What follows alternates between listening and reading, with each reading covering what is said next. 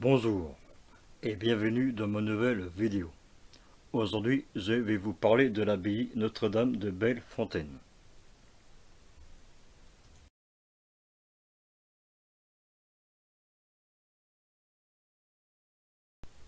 L'abbaye Notre-Dame de Bellefontaine est une abbaye française en activité, fondée en 1120 sur la commune actuelle de Bréol aux Meurthe, dans le département de Maine-et-Loire.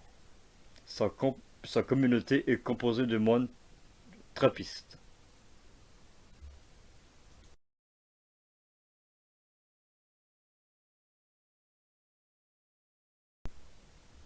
Il semble que des ermitages existent déjà, probablement à l'abbaye elle-même.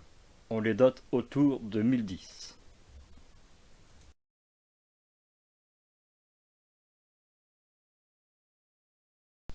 L'abbaye est fondée vers 1120.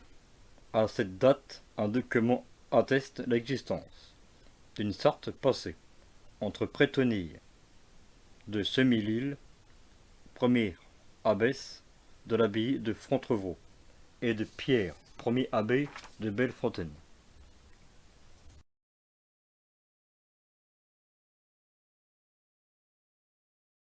L'abbaye est notamment connue pour la visite qui est faite en 1305 par Monseigneur Bertrand de Goux, alors archevêque de Bordeaux, qui apprend qu'il est élu pape sous le nom de Clément V.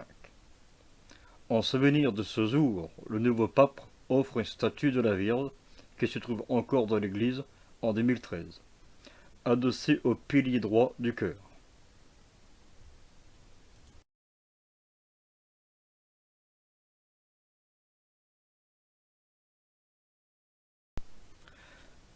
Comme de nombreuses d'autres abbayes de l'époque, celle de Bellefontaine est placée sur le régime de commande à partir de la fin du XVe siècle. Ce régime permet initialement à un clergé non régulé ou même, et de plus en plus souvent au fur et à mesure de l'aggravation de cet usage, à un laïc de prendre le contrôle financier d'une abbaye sans s'impliquer de la vie proprement dit monastique. Ce régime en 1637, face à l'aggravation du déclin de l'abbaye, le nouvel abbé commoditaire, Michel Soublé, tente de remplacer la règle cistercienne en vigueur par celle de la congrégation de Saint-Mur, bénédictin.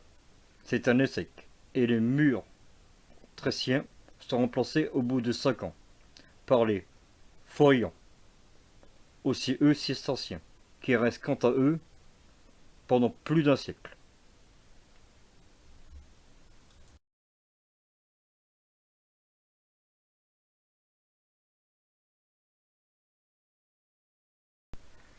Pourtant, cette réforme n'empêche pas le monastère de péricliter. Il ne reste que 4 moines foliants en 770. Ils sont censés.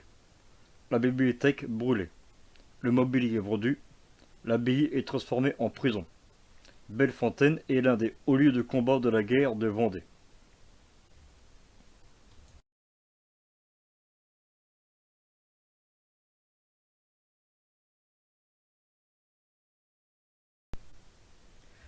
En 1816, le père Urbain Guillier rachète l'abbaye et s'y installe, avec quelques moines trappistes.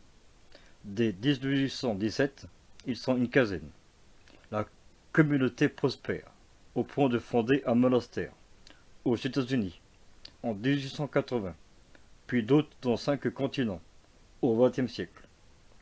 Depuis 1966, la communauté édite des textes de spiritualité qui sont comme un pont entre le monastiste d'Orient et d'Occident, d'hier et d'aujourd'hui. Au début du XXe siècle, la communauté de Bellefontaine compte environ 40 membres, qui vivent principalement d'activités agricoles, en particulier un verger de pommes, poires et kiwis, vendus sur place.